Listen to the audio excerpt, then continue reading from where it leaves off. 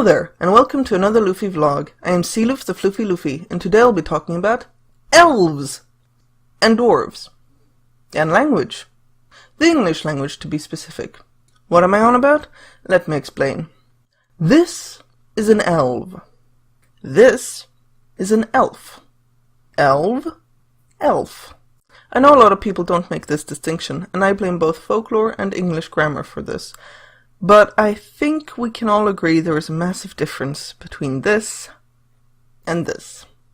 Similarly, this is a dwarf. And technically speaking here, this is a dwarf. Before anyone goes jumping down my throat over political correctness, hear me out.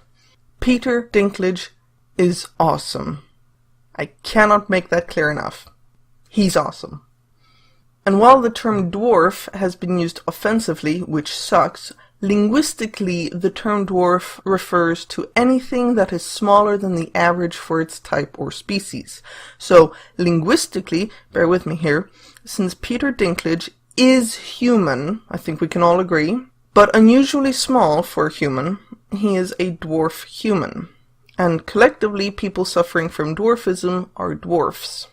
But a dwarf is not small for what it is. That's the size dwarves are. They are small when compared to humans, but they are not small humans, they are dwarves. When compared to others of his species, Thorin Oakenshield is of average height. He is neither a dwarf nor a giant. But why am I talking about this? Why am I even making these distinctions? Because distinctions matter. They help us understand the world around us and be clear about what we want and mean. And I like being able to tell my apples from my oranges.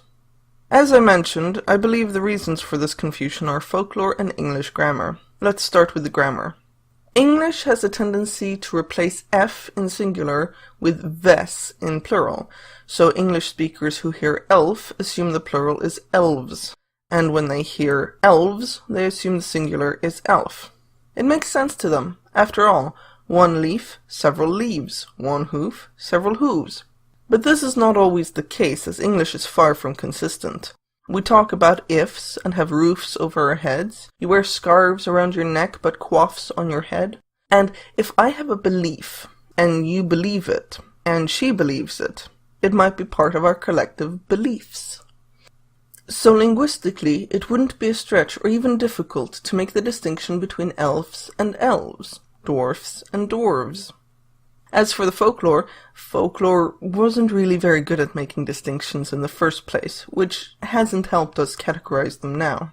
You may recall from my video about why our vampires are different, that the old folklore made little to no distinction between vampires, zombies, ghasts, ghouls, wraiths, wights, or even incubi. Heck, folklore barely made distinctions between undead and demon, which nowadays are two very distinct categories. And even Tolkien himself didn't make much distinction between orcs and goblins, but we wouldn't even dream of confusing those two nowadays. But is this really important? That depends on how much you personally value categories and distinctions. I like them quite a lot, but in this particular case I know I'm currently in a minority. So consider this more of a suggestion, but also take a moment to consider the potential benefits. Aside from being able to quickly and easily distinguish between this and this, consider the enrichment it could add to your fantasy world if some people in said world don't have that distinction, and end up accidentally offending some regal elves by calling them elves. Aside from offering opportunity for strife, which is what compelling stories thrive on, it's also little details like that which add depth to a world. Not everyone in a given world will have the same views or colloquialisms, or even be privy to the same information. Our own world is no exception. Even with such nigh-on limitless access to the internet, no one has read everything that is out there, so little slip-ups like this can and do happen all the time. Thereby including them in your story adds that much more detail, immersion, and life.